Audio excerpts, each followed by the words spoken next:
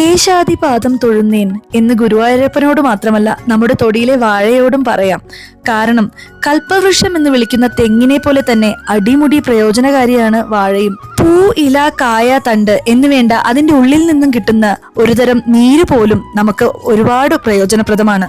വാഴയുടെ തണ്ട് തുറന്നു കിട്ടുന്ന ഈ നീര് കിഡ്നി സ്റ്റോണിനുള്ള നല്ലൊരു ഔഷധമായിട്ടാണ് പഴമക്കാർ പറയുന്നത്. അപ്പോൾ സാക്ഷാൽ ഗുരുവായൂരപ്പനെ തൊഴുന്ന പോലെ വാഴയെയും നമുക്ക് കേശാദിപാദം തൊഴുതേക്കാം.